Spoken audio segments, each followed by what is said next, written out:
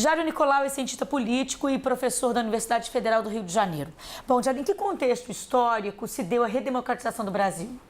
Olha, depois de 21 anos de regime militar, quer dizer, a última década desse regime já existiam evidências mais ou menos claras de declínio, do controle militar e um processo de abertura que fez com que os movimentos sociais, a sociedade civil e as forças de oposição pressionassem na direção da transição. Então foi um processo lento que culminou há 30 anos atrás, com a posse do primeiro presidente civil eleito depois de Jânio Quadros. O presidente Tancredo foi eleito ainda usando os artifícios do regime militar, que previa que o presidente seria eleito por um colégio eleitoral.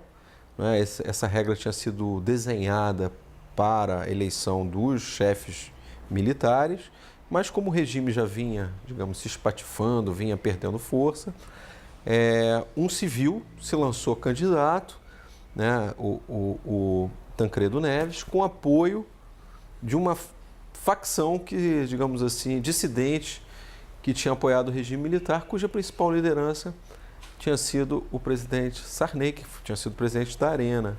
E o presidente Sarney se filiou, então, ao PMDB como um artifício para ser candidato a vice. E o presidente Sarney, que por uma fortuna da vida ali, foi lançado na chapa para demonstrar a coalizão entre PMDB e os dissidentes do PDS, acabou se tornando presidente. Mas, de qualquer maneira, ele foi o primeiro presidente civil e o marco da transição do regime militar para o governo democrático. A integridade e a independência do Brasil.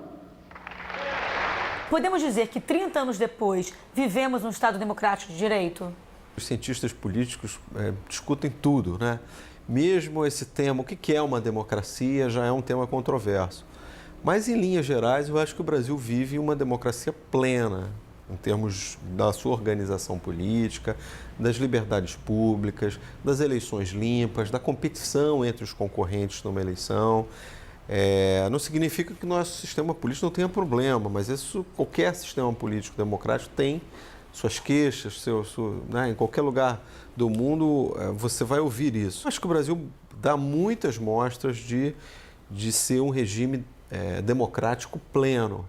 Agora, como eu disse, isso não significa que nós não temos problemas, desafios de ordem política, claro, na ordem econômica, desigualdades, problemas sociais, mas isso é outro assunto, que a gente está pensando na democracia como um regime para organizar a política. Então, acho que aí a gente está muito bem.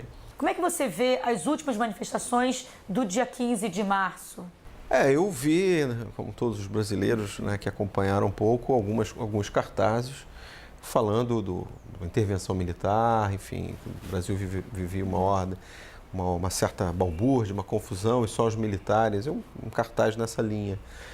Mas eu não vejo como o tema das manifestações. Eu acho que isso, eu penso que essas manifestações em defesa da volta dos militares, elas são mais algo residual do que o tema central. Quer dizer, a gente está num regime democrático, e o regime democrático é curioso, porque ele permite até que as pessoas que são contra ele se manifestem. Então, eu sei que há uma fatia da população brasileira que é antidemocrática, a esquerda e a direita.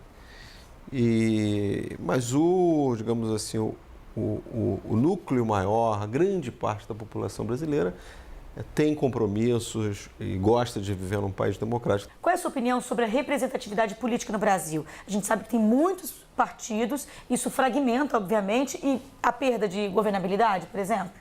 Todo mundo quer um regime que seja representativo. Uma sociedade complexa como a nossa, desigual, com muitos interesses. O ideal é que a gente tenha um sistema partidário que expresse um pouco, represente a sociedade brasileira de uma maneira melhor possível. Eu acho que o sistema representativo brasileiro é bem adequado, Ele é bem representativo, para usar uma expressão assim mais forte. Por outro lado, se a gente carrega muito na representatividade, a gente acaba comprometendo um pouco a governabilidade. Se cada segmento, microsegmento da sociedade brasileira vira um partido, esse partido está representado, isso inevitavelmente traz problemas para que o chefe do executivo, e a gente vive um presidencialismo, não é? Quer dizer, o chefe do executivo não nasce do legislativo como no parlamentarismo. Então a gente tem um chefe do executivo que é eleito numa eleição e tem que governar. Ele vai precisar de compor com um legislativo que foi eleito independente do voto que foi dado para ele. Então ele tem que compor com o legislativo. Se esse legislativo é muito disperso, muito fragmentado como o nosso, é claro que isso aumenta o custo de negociação. Você tem que fazer um ministério com 10 partidos, um partido com 15, 20 deputados acaba tendo um poder de chantagem muito grande. Olha, se não me der um cargo, eu não voto com você nas manifestações. E um governo que, na maioria dos países, um partido de 15 deputados não tem nenhuma expressão parlamentar, aqui no Brasil, um partido com 15 deputados, ele tem um certo poder de chantagem e uma votação apertada. Então, eu acho que a fragmentação partidária no Brasil foi longe demais.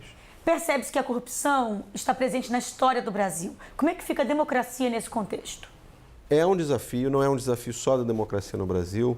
Qualquer país, mesmo democracias mais maduras, Estados Unidos, Reino Unido, Alemanha, Espanha, todos esses países viveram crises de escândalos, de corrupção. É um desafio o financiamento das campanhas, como controlar isso. Agora, no caso brasileiro, por conta desse grande escândalo que nós estamos vivendo, esse desafio parece que assumiu proporções assim, um pouco mais fortes. Então, nós precisamos pensar um formato de financiar a política no Brasil melhor do que esse. Esse formato está totalmente falido.